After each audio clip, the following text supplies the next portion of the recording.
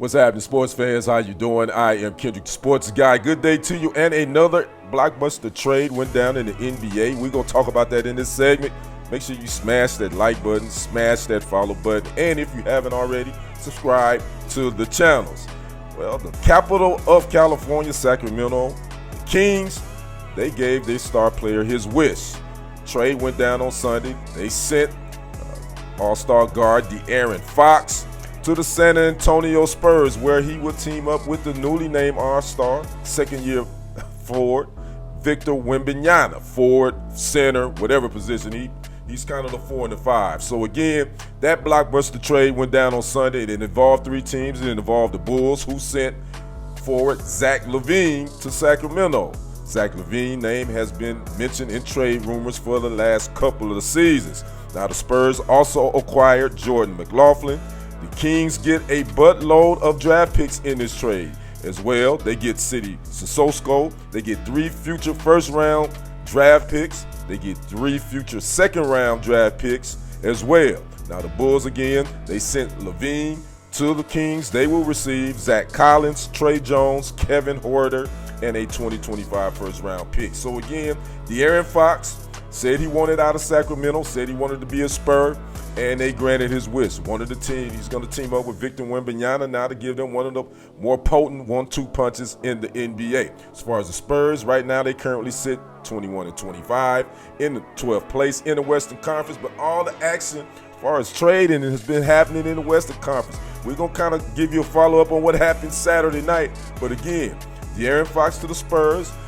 They got a little young nucleus now. Stephon Castle is there, so they putting together a nice little young nucleus for head coach Greg Popovich.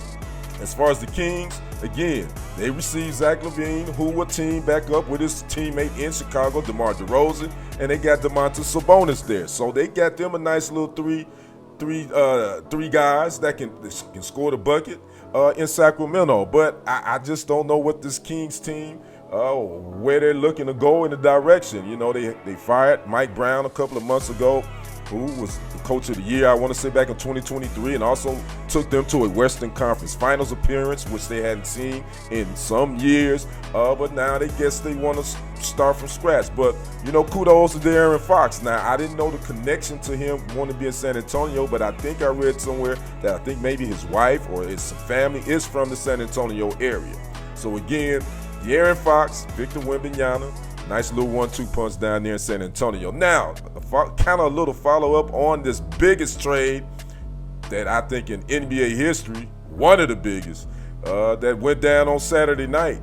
Mavericks sent Luka Doncic to the Lakers for Anthony Davis.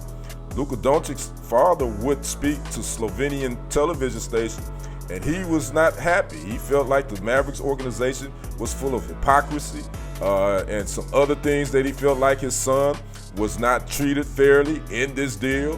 He thought that Nico Harrison, who's the GM, wasn't being truthful. I actually watched the press conference with Nico Harrison and Jason Kidd. Quite frankly, Nico Harrison was kind of, to me, he kind of was like, this was kind of like a joke to him. Just kind of some of the way some of the comments he was making, the way it looked, Jason Kidd did not know this was going down. Just looking at the body language, I don't think Jason Kidd even knew this trade was happening. According to Nico Harrison, he and Rob Pelinka have been talking for weeks, just in blasé, casual conversation and what ifs. So he was throwing this around here, according to Nico Harrison, him and Rob Pelinka, for weeks. Now the connection is Nico Harrison used to be with Nike, whereas LeBron is signed, we all know, and he has a connection with Clutch Sports. So now there's a lot of conversations out there that maybe they were all in cahoots with this thing, getting Luka to LA. So I don't know, but again, this is going to be one that's going to be probably talked about for decades, especially to see which one wins this. I think Charles Barkley said it best yesterday when I was watching his reaction. He said that I think they both won when you really look at it, but both of them are going to have to win a championship, actually, to make this thing, people say, okay, I get it. if neither one of these organizations win a championship in the next 5 years, it's going to be like, why the hell did the Mavericks send their star player away? Now, again, I think the Mavericks in the short term, I think they got the best of this deal because they only got a 3 or 4 year window probably to win this thing with Anthony Davis about to be 32 next month.